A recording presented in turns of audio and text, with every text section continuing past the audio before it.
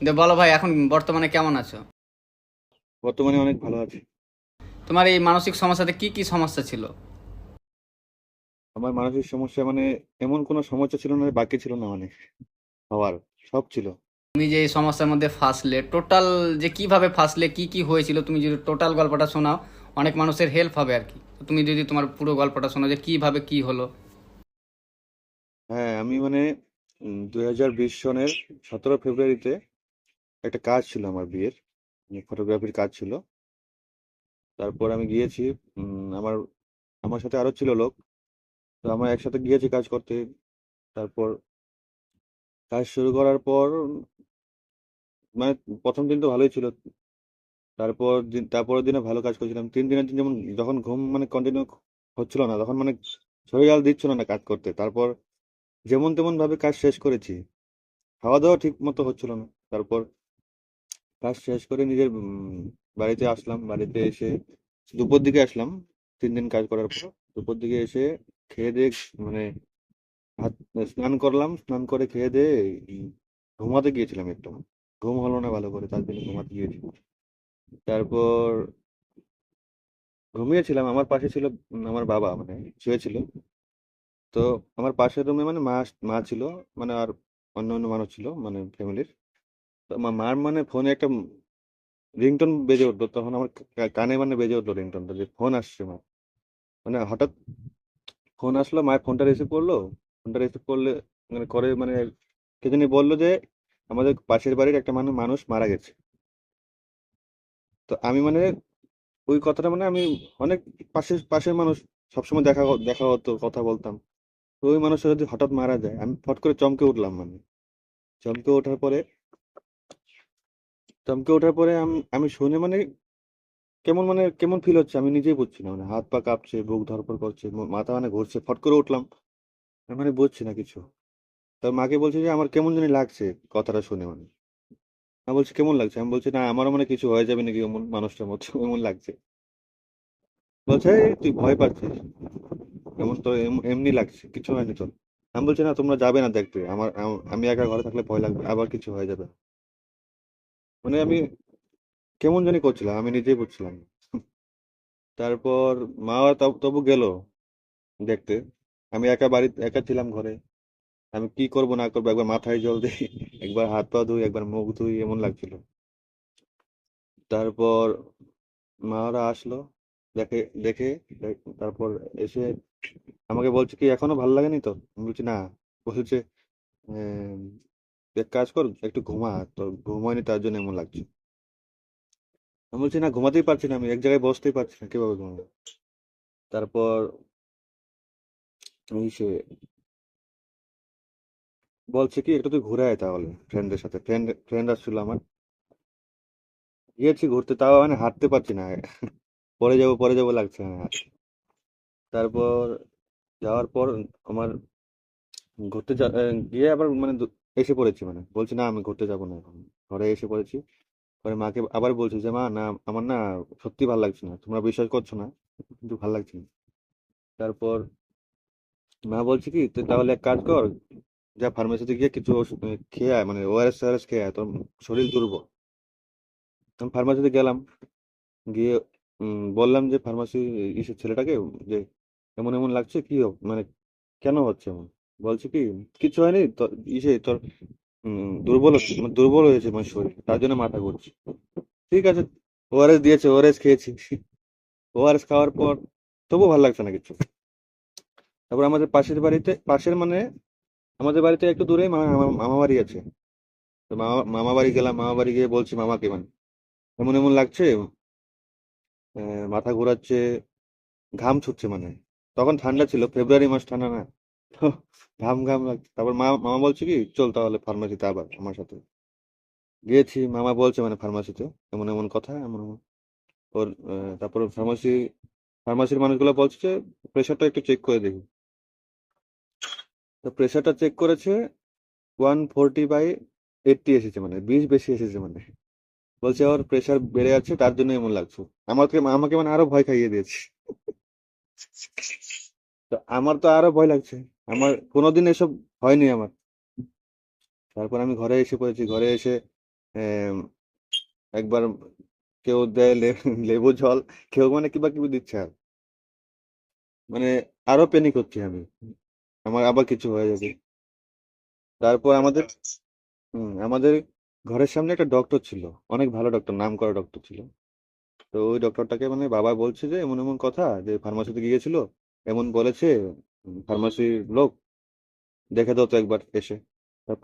ফার্মাসির ওই ডক্টরটা আসলো আমাদের বাড়িতে। আমাদের জেঠুও একটা ডক্টর, আমার জেঠুও আসলো। দুইজনের প্রেশার মেপেছে, দুইজনের প্রেশারই নর্মাল এসেছে মানে। বলছে বলছে কে বলছে এসব, যে বেশি এসেছে, হাই এসেছে, এটা এমনি বলেছে মনে হয়, কোনো হাই নেই। আর ওই তখন ভয় পেয়েছিল, তখন তার জন্য একটু বেড়ে গিয়েছিল, কিছু না, না এটা মানুষের প্রেশার সবসময় সেম থাকে না তো সারাদিনে, এমন বলছে। তারপর আমার তখন একটু ভালো লাগছে শুনে। তারপর মানে আমার বলছে যে গ্যাস হয়েছে তার জন্য এমন লাগছে ওর। আর ঘুম হয়নি তার জন্য এমন লাগছে। গ্যাসের বেজি দিয়েছে আর ডক্টরটা বলছে যে গ্যাসের বেজিটা দেই, তারপর ওষুধ, গ্যাসের ওষুধ একটা খাও, তারপর সকালবেলা আবার চেক করবো তোমার প্রেশার।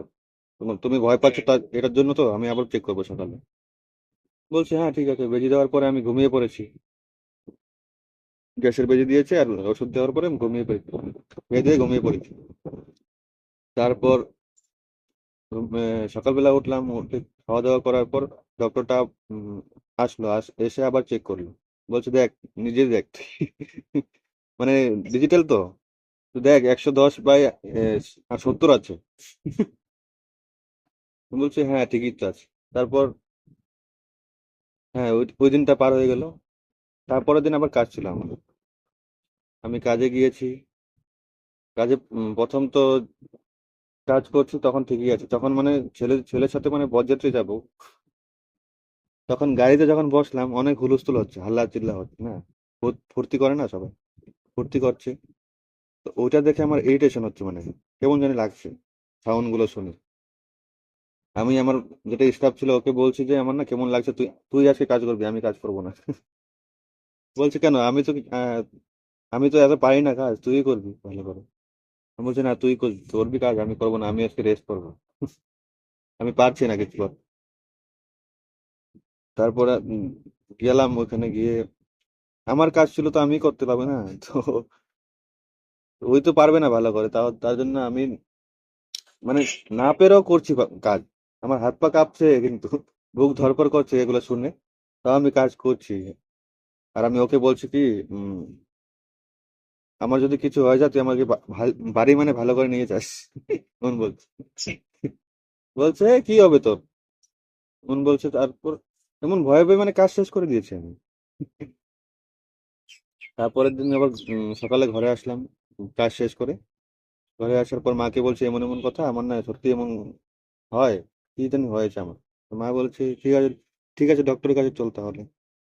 ডক্টরের কাছে গিয়েছি, ডক্টর তো দেখেছে আমায়, ডক্টর সব চেক করেছে, প্রেশার সেশার চেক করে বলে না নর্মালি এত আছে, কিছু হয়নি তো। তুমি ভালো করে ঘুমাচ্ছ না তাই না, আমি বলছি হ্যাঁ আমার ঘুমটা একটু কম হয়। তারপর আমাকে সব টেস্ট দিলো, ইসিজি দিলো, ব্লাড টেস্ট, থাইরয়েড টেস্ট, যত কিছু আছে মানে সব দিয়েছে। দেওয়ার পর রিপোর্টটা 1 ঘন্টা পরে আসে, বসে আছি, রিপোর্ট আসলো।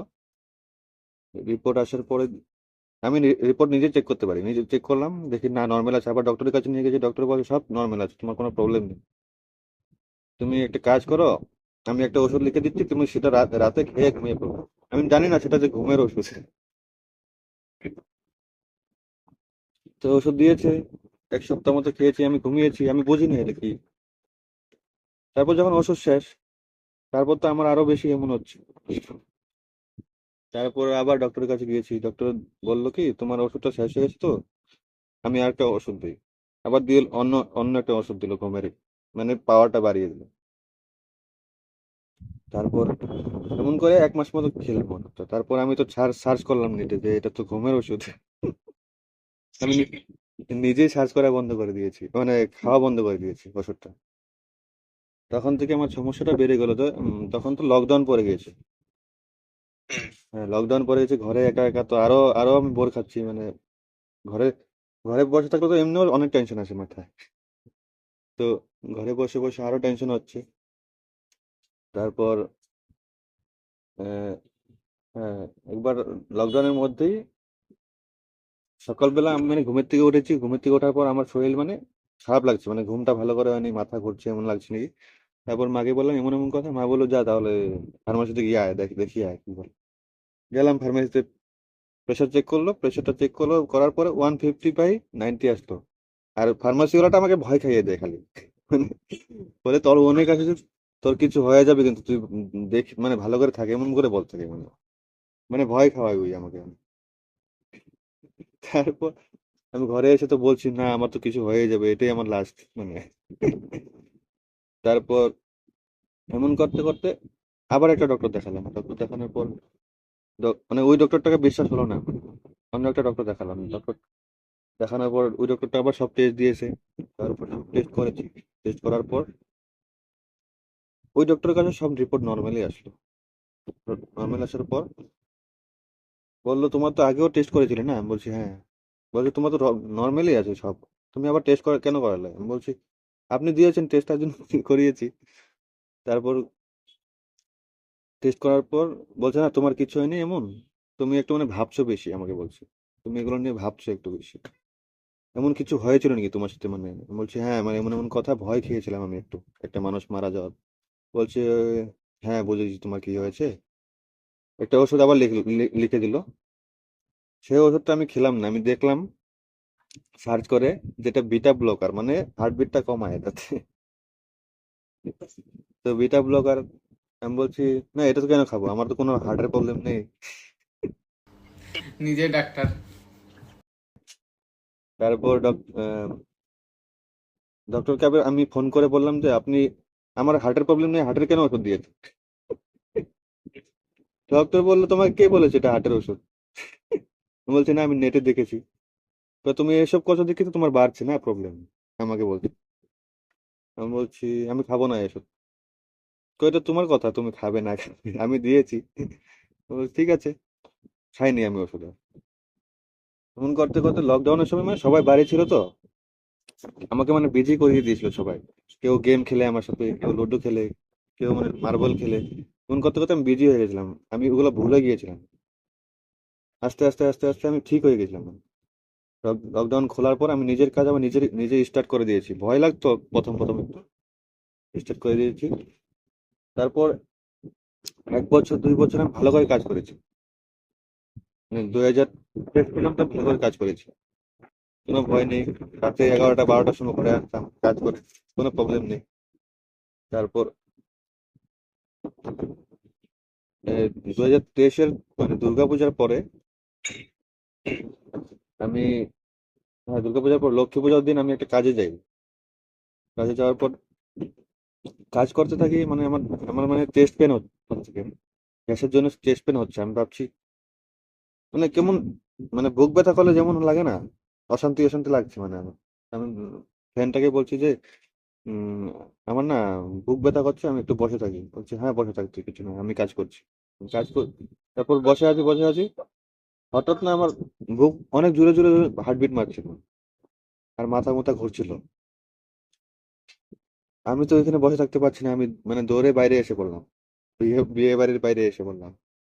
এসে পরে তারপর মানে আমি মানে ফ্রেন্ডটাকে ফোন করে বলছি যে তুই একটা 1 বোতল জল নিয়ে আয়, জল লাগবে। তো জল জল নিয়ে আসলো, জল খেলাম, মাথায় জল ছল দিলাম, হাত পা মানে কাঁপছি, মানে আমার পুরো প্যানিক অ্যাটাক, মানে অনেক ইসেতে আসছি, মানে প্যানিক অ্যাটাক। তখন আমি আমি ভাবছি কি আমার কিছু হয়ে যাবে এখন। আমি ফ্রেন্ডটাকে বলছি আমাকে দিয়ে আয়, তুই তুই কাজ কর তো, আমাকে দিয়ে আয় বাড়িতে। বলছে কাজ শেষই হবে এখন, তুই দাঁড়া একটু টাইম দাঁড়া। আমি তাহলে আমি তারপর দাঁড়িয়ে আছি, রাস্তায় দাঁড়িয়ে আছি, মানে কি করবো না করবো, একবার এদিকে ঘুরছি একবার এদিকে ঘুরছি। তারপর কাজ শেষ হওয়ার পর আমি বলছি ওকে তুই বাইকটা চালা, আমি বাইক চালাবো না, আমি পারবো না বাইক চালাতে। তারপর ওই বাইক চালিয়ে আমাকে ঘরে নিয়ে আসলো। আমি বাইকের মধ্যে ঠিকই ছিলাম, ঘর যখন দেখে ফেলেছি মানে সবাইকে দেখে ফেলেছি, তখন মানে আরো আমার পেনিক এসে গেছে বর্তমানে। সবাইকে মানে বলতে পারবো আমি যে আমার এমন হয়েছে এমন হয়েছে। তারপর বললাম মাকে এমন এমন হচ্ছে এমন এমন হচ্ছে। মায়ের মায়ের মাথা মাথা ধরে ধুয়ে দিচ্ছে। তারপর একবার মানে যেটা যেটা যেটা করতে লাগে, মাথায় তেল দিতে লাগে, এসব দিচ্ছে মানে, তাও আমার শান্তি লাগছে না। তারপর কিছু করছে, উম, হ্যাঁ, তারপর আমি নিজে মানে বমি বমি লাগছিল আমার, মানে গ্যাস হয়ে গেছিল, গ্যাসের জন্য হচ্ছিল। তারপর বমি করে আসলাম, বমি করার পর দেখি না ঠিক লাগছে, তারপর ঘুমিয়ে পড়েছি। তারপর তার কয়েকদিন পর মানে তার পরের দিন, পরের দিন থেকে মানে আমি বাইরে বের হলে মানে ওই ভয়টা লাগে যে আমার আবার এমন হবে, আবার এমন হবে, এমন হবে হবে ভাবতে ভাবতে আমার এমন হয়ে যায়, আবার পেনে কেটে গেছে পরে, ভয় ভয় লেগে যায়, আতঙ্ক লেগে যায়। তারপর তারপর বাইরে বাইরে মানে যেতেই পারি না, মানে ভয় লাগে ভয় লাগে ভয় লাগে করতে করতে। তারপর আমি ভিডিও একটা দেখি যে আহ, প্রথম দেখি ডিআর কে টিভি ভিডিওটাতে, ওর ভিডিওগুলো দেখি একটু মানে মোটিভেশন ভালোই লাগে। তারপর ওর ভিডিওতে আমি শুনে ফেলেছি যে অ্যাঞ্জেলিতে ঘুমের সমস্যা হয় বলে, ঠিক আছে। আমার কিন্তু ঘুমের সমস্যা ছিল না। আমি ভিডিওটা দেখে আমি যখন ঘুমাতাম ভাবতাম আমার অ্যাংজাইটি আছে, আমার তো ঘুম হবেই না, ঘুম হতো না আমার। আমি নিজেই বানিয়েছি মানে সমস্যাটা, আমি জানি। তারপর আমি এমন ঘুম হতো না। তারপর ঘুম না হলে কি হয় এটা সার্চ করতাম আমি, ঘুম না হলে কি হয়, ঘুম না হলে মানুষ পাগল হয়, মানুষের হার্টের প্রবলেম হয়, এমন হয় এমন হয়, ডায়াবেটিস হয়। আমি এবার সেই সিমটম গুলা খুঁজে বের করতাম যে আমার তো এটাই এটা আছে, মানে অনেক লোপে ফেসে গেছিলাম আমি। তারপর ঘুম তো কন্টিনিউয়াসলি আমার কম হতো, অনেক কম হতো। তারপর এসে করতাম এই যে আনন্দ মিশ্রা একটা ভিডিও বানাতো, আনন্দ মিশ্রা, ওর হ্যাঁ, ওর ভিডিও দেখে ওই বলেছিল এই অশ্বগন্ধা খেলে যে ভালো হয়। অশ্বগন্ধা খেয়েছি আমি 2-3 মাস মতো, দেখেছি না অশ্বগন্ধা আবার ঠিক আছে। যেটা মানে ইসে আতঙ্ক টাইপটা লাগে না, মানে প্যানিক অ্যাটাক যেটা আসে এটা অনেক কমিয়ে দেয়, কিন্তু ঘুম আসে না, ঘুম তো নিজের মতো না, আমি চেষ্টা করি তার জন্য ঘুম আসবি না। তারপর এমন করতে করতে একটা সাইকেটিক দেখালাম, না আমার দ্বারা হচ্ছে না মানে, সাইকেটিক দেখালাম, সাইকেটিকে বলছে যে তুমি তো নিজে জানোই তোমার অ্যাংজাইটি আছে, আবার তুমি এবার সাইকেটিক দেখাতে চাই। আমি বলছি না আমি জানি, তাও মানে আমি কন্ট্রোল করতে পারছি না। তারপর সাইকেটিকে দিল অ্যান্টি ডিপ্রেশন, অ্যান্টি অ্যাংজাইটি, এগুলো দিয়েছে মানে ওষুধ। ওষুধ দেওয়ার পর ওষুধগুলো খেলাম, খাওয়ার পর আমি একটা ফার্মাসিতে গেলাম, আবার মানে ওষুধ শেষ হয়ে গেছিল, আনতে গিয়েছি। ওই ফার্মাসিওয়ালা বললো তুই এই ওষুধ কেন খাচ্ছিস, তুই পাগল হয়ে যাবি। তারপর আমি নিজে নিজে নিজে ওষুধ বন্ধ বন্ধ করে দিলাম ওষুধটা। মানে এটা এটা ভাবছি মানে খেতেই লাগবে সারা জীবন, মানে ভাবছি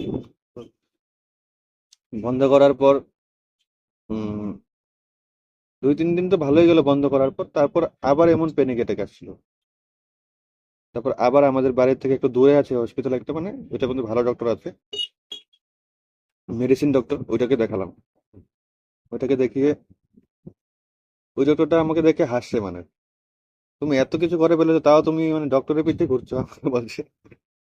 আমি বলছি না, আমার না এমন, নিজে কন্ট্রোল করতে পারলে তো আমি ঘুরতাম না না। তারপর বলছে তুমি, আমি যেগুলো ওষুধ দিচ্ছি এগুলো খাও, যদি না কমে তুমি সাইকিয়াট্রিক আবার দেখাবে।